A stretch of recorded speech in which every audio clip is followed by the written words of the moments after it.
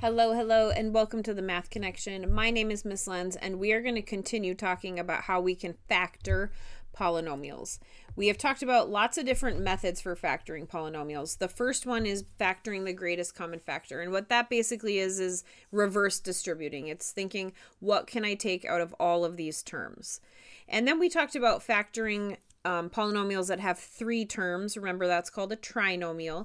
And there's actually two different methods we could use for that one. We could use guess and check, or we could use Xbox. Either one of those will get us to the correct factorization. And number 4, our last one that we're going to talk about today, is called the difference of squares. And so I'm going to give you a little introduction to that. So if I was to multiply x plus 4 times x minus 4, we would have to FOIL it, right? And if I FOIL it, I would get x squared. Outer times outer gives me a positive 4x. Inner times inner gives me a negative 4x. And last times last gives me a negative 16. And then if I combine my like terms in the middle, the OI, they end up canceling because positive 4x and negative 4x, those cancel each other out, right? So these cancel. So my final answer is x squared minus 16. Okay, let's see what happens if I do another one of those. X plus 7 times x minus 7. I'm going to do the same thing. I'm going to FOIL. First times first gives me x squared. Outer times outer is negative 7x. Inner times inner is positive 7x. And last times last is minus 49. And if I combine those like terms in the middle, the OI, they cancel. So I'm just left with x squared minus 49. Okay, let's try one more. 2x plus 1 times 2x minus 1. Again, FOILing. First times first will give me a 4x squared. Outer times outer gives me negative 2x. Inner times inner gives me positive 2x. And last times last gives me a negative 1. If I combine my like terms, guess what is going to happen? The exact same thing as in the other two. The OI cancels each other. Okay, so my final answer is 4x squared minus 1. So I want us to look at how our answers look. First of all, we only have two terms left, right? All of these have, I'm going to underline them in red.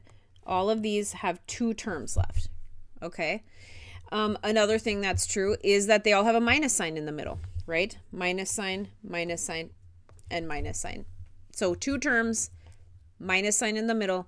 And the last way that they look is that all of these numbers, or all of these terms, I mean, are perfect squares. 16 is a perfect square because 4 times 4 gives me 16. X squared is a perfect square because x times x gives me x squared. 49 is a perfect square. 7 times 7. We already talked about x squared. 4x squared is a perfect square because 2x times 2x gives me 4x squared. 1 is a perfect square because 1 times 1 gives me 1. So all of these are in the form of perfect square, subtract another perfect square. Okay, so that's what our next method is. It is called the difference of squares, and it will look something like this. So we're trying to factor, remember, so we're trying to put it back into the parentheses. So we're going to be giving the kind of the answer to the ones we just got done doing. So let's do one that looks like this. X squared minus 9. So first I'm going to hop us back to our slide that talks about our different methods. So our first method is the greatest common factor method. And this one is what can I take out of all of the terms? Okay, so if I look at the one I just gave you, this one right here, can I take anything out of both of those terms? I can't take anything out. There's not a variable in both of them, and I can't take anything out of 9 and 1 unless it's a 1, and we wouldn't want to do that. Okay, so we can't use that first method. So let's talk about our next method. Our next numbers 2 and 3 up there, we have to have 3 terms for. And in our one that we just have right now, this one doesn't have 3 terms. So we can't use either of those methods. We can't use guess and check, and we can't use Xbox. So we need a new method. So that's where this new method comes in. And it has to be set up as the difference of squares. So like we just got done saying, there has to be a minus sign in the middle. There has to be 2 terms, which it has. And lastly, this has to be a perfect square, and this has to be a perfect square. And it is set up like that. Okay, now I'm going to hop back to our previous slide because we're going to look at how the parentheses looked. When I had that true, look at how my parentheses look. They look exactly the same as each other, except for one is a plus and one is a minus. For example, in the top one, we have x minus 4 and we have x plus 4. They look identical except for the sign in the middle. X plus 7, x minus 7. 2x plus 1, 2x minus 1. They look exactly the same except for the sign.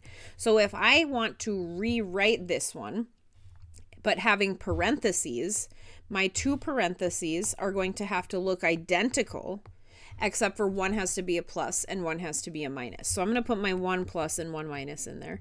Now they have to look the same. So this term times this term they have to be the same, and they have to multiply to x squared. What times what being exactly the same term will give me x squared? X.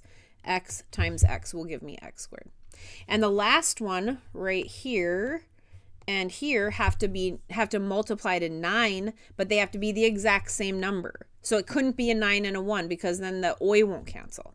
So they have to be exactly the same number. Basically, you're taking the square root of 9. So this is going to be a 3, and this is going to be a 3. So I think my final answer is x plus 3 times x minus 3.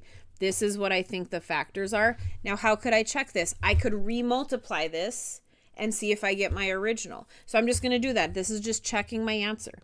X plus 3 times x minus 3. Let's FOIL. First times first gives me x squared. Outer times outer gives me negative 3x. Inner times inner gives me positive 3x. And last times last gives me a negative 9. And looky here what happens. Negative 3x and positive 3x cancel, which we knew that it would. And I just get x squared minus 9 back. It worked. So the box is what my final answer is. Okay, so this is our fourth method, and this is called the difference, which remember means subtraction, the difference of squares. We can only use this method if we have two terms and if they are both perfect squares and if there's a minus sign in between them. So let's try another one. Let's try 4x squared minus 25. 4x squared minus 25. So again, we have two terms. So mine automatically skips factoring by Xbox, factoring by guess and check, or also the greatest common factor. If I look at this, there isn't anything that I can take out of 4 and 25, and there's no variables in the second one. So I'm kind of stuck. I need a new method, and that's where the difference of squares comes in. So let's remember how my parentheses are going to look. When I open my parentheses, they have to look identical, but one is going to have a plus and one is going to have a minus.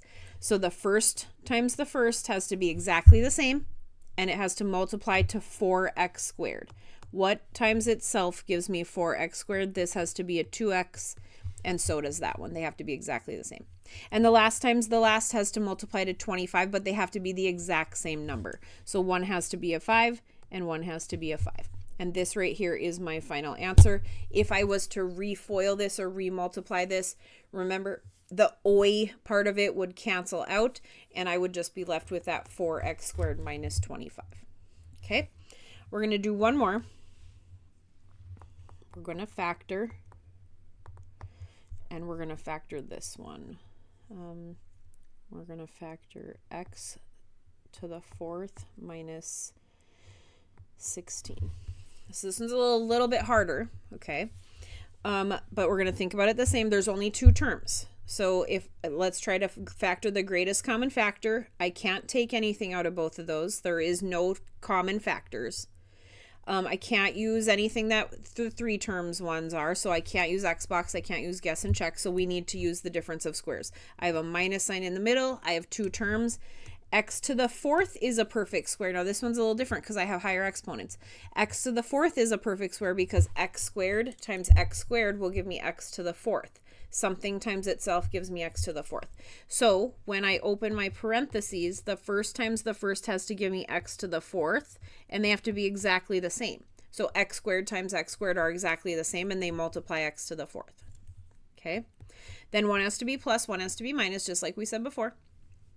The last times the last has to be exactly the same number, and they have to multiply to 16. 4 times 4 gives me 16, so these are going to be 4s. Okay, now I need to look at my factors again. If I look at these factors, I'm going to look at this one first. This one looks exactly the same as what we started with. It just has different numbers. It has two terms.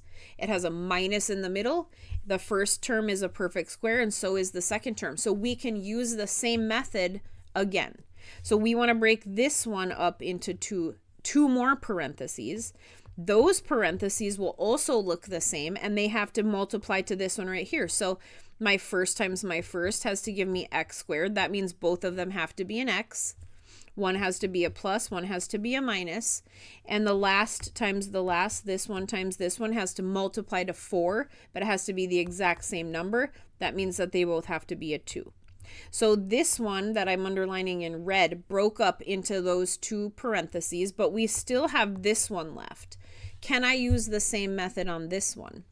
The answer to that is no, because remember, it has to have those things true. It has to be two terms. So far, so good. Those terms have to be perfect squares. Same. They're still good because 4 is a perfect square and x squared is a perfect square. But the problem is this plus sign. If there's a plus sign in the middle, we can't use the difference of perfect squares. That's a sum of perfect squares, and that won't work. So what do we do then? We just bring this factor down. It's still a factor, x squared plus 4.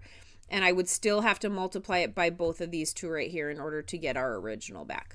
So this time, my final answer is this one right here.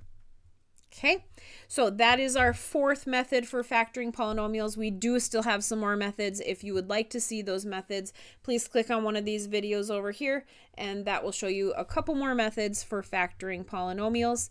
Thanks for hanging with me today. Please remember to hit that subscribe button if these videos have been helpful for you. We'll catch you soon.